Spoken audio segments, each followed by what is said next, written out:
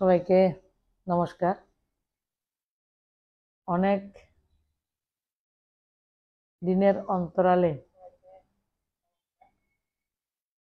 Facebook লাইভে এসেছি।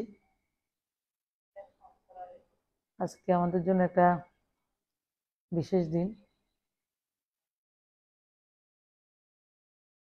শিক্ষক দিবস।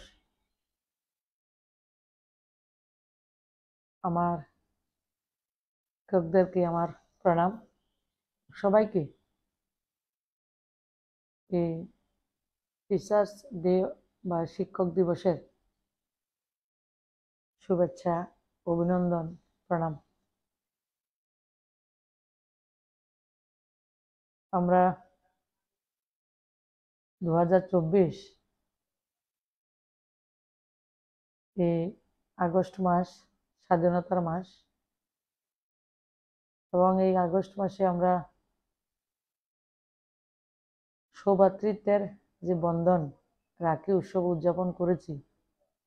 কিন্তু যে 19 তারিখ রাখি উৎসব ছিল, 18 তারিখ, 19 তারিখ, 17 তারিখ থেকে অনবরত প্রবল যে বর্ষার কারণে আমাদের রাজ্যে এক ভয়াবহ বন্যার পরিস্থিতির উদ্ভব হয়েছে।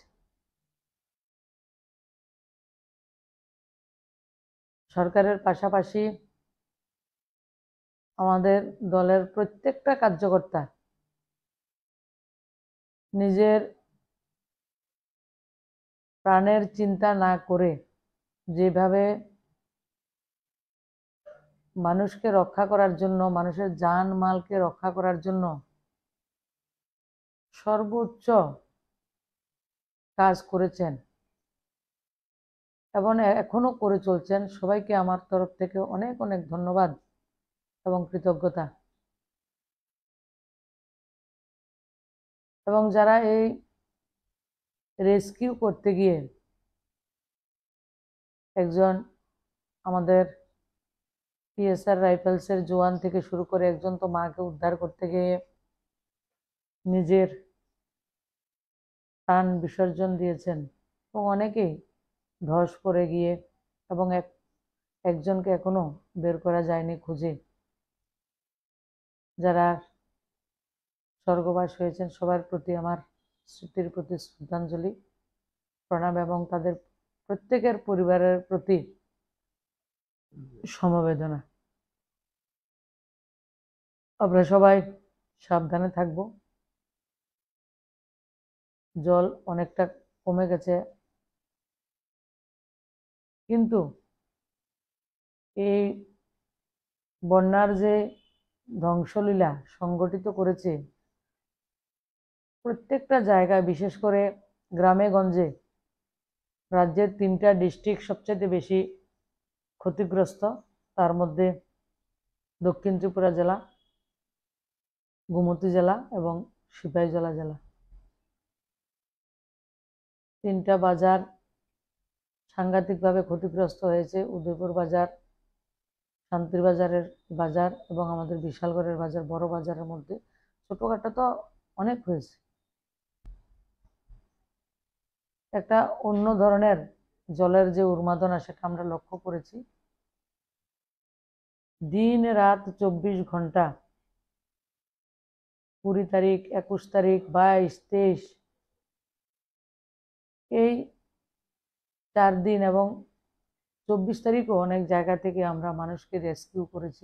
বিশেষ করে অমরপুরের জন্য তো আমাদের অন্য ধরনের অভিজ্ঞতা। 22 তারিখের বিকাল 3টার পর থেকেই বিচ্ছিন্ন প্রায়, কিন্তু সেখানেও আমাদের ভারত সরকারের, রাজ্য সরকার, রাজ্যের মাননীয় মুখ্যমন্ত্রীর প্রচেষ্টা, সবার প্রচেষ্টায় এনডিআরএফ এসেছিল। আমরা উপর থেকে ভোজনের ব্যবস্থা করা হয়েছে। সবকিছু সরকার, শাসন প্রশাসন নিরলসভাবে কাজ করেছে, কিন্তু সেটাকে বাস্তবিক রূপ দিতে প্রত্যেকটা অংশের নাগরিক, সামাজিক সংস্থা থেকে শুরু করে বাজার কমিটি, বিভিন্ন এলামনি, আমাদের রাম ঠাকুর আশ্রম, সৎসঙ্গ আশ্রম, রামকৃষ্ণ মিশন থেকে শুরু করে প্রত্যেকটা বিভিন্ন কালীবাড়ি সংস্থা, বাজার কমিটি, ক্লাব সবাই যেভাবে ঝাঁপিয়ে পড়েছেন, যে সংস্কারিত আমাদেরকে করেছেন, যেভাবে উদ্বুদ্ধ উনি করেছিলেন, আমরা এই বন্যা সর্বস্ব দিয়ে আমরা মানুষের পাশে দাঁড়িয়েছি। আমিও 19 তারিখ থেকে বিভিন্ন জায়গায় যাওয়ার চেষ্টা করছি। প্রাথমিকভাবে যতটুকু করার সেটা করেছি এবং বিগত আবার কয়েকদিন ধরে সবার সাথে কথা বলছি, দেখা করছি। সবচেয়ে কৃষি জমির যে ক্ষতি এবং মাছের যারা চাষ করেন, জীবিকা নির্বাহ করছেন, সেটার ক্ষতি হয়েছে। গবাদি পশু থেকে শুরু করে সবজির জমি, মানে মাঝে মাঝে মনে হয় মা যে গোমতী আমাদের সবচেয়ে বড় নদী, সেটা উনি ওনার রূপ দীর্ঘ 30-31 বছর পরে আমাদেরকে দেখিয়েছেন। আমি ব্যক্তিগতভাবে 83 প্লাটকেও দেখেছি, 93 প্লাটও দেখলাম এবং এই ফ্লাড, এই যে বন্যা, সেটাকেও আরো বেশি কাছে থেকে এবং জলের সঙ্গে থেকে, মানুষের সঙ্গে থেকে সেটাকে অনুভব করলাম।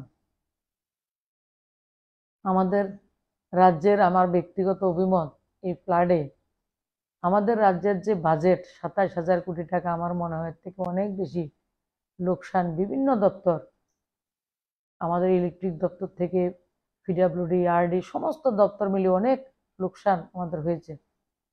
সরকার যথাসাধ্য যাদের ফুল ড্যামেজ হয়েছে তাদের জন্য ব্যবস্থা, এবং যাদের কম ড্যামেজ হয়েছে ঘরবাড়ির, সেই ব্যবস্থা, ইউটেন্সিল, কাপড়, তার জন্য ব্যবস্থা, এবং প্রত্যেকটা দপ্তর তার অ্যাসেসমেন্ট করছেন। এবং আমাদের প্রত্যেকটা কার্যকর্তা মানুষের পাশে। আজকেও আমি কয়েকটা জায়গাতে গেছি, পাশে দাঁড়িয়ে একবারে অতন্দ্র প্রহরীর মতো, যে এটা আমাদের মিশন, এটা আমাদের ভিশন।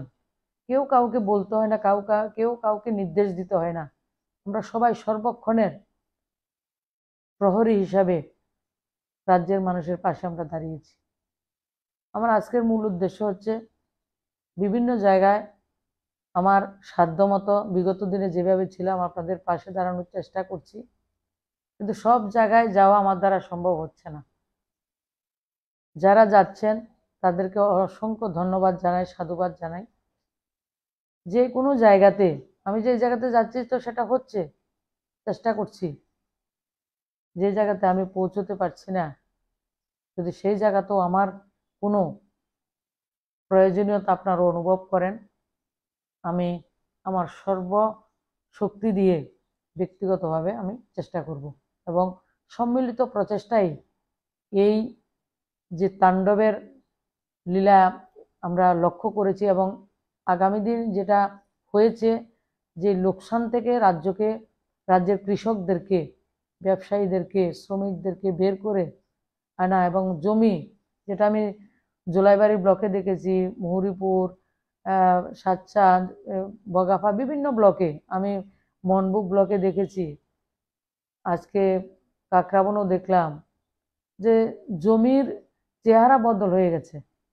কিছু কিছু জায়গায় জমি কার, সেটা সেটেলমেন্টকে যদি নিজেরা ঠান্ডা মাথায় সেটাকে নকশা দিয়ে চিন্তা না করেন সেটেলমেন্ট, তাহলে সেটাকে বের করাও সম্ভব হবে না। এইভাবে বিভিন্ন ছড়া, ছোট নদী, তার রূপ পরিবর্তন করেছেন প্রকৃতি।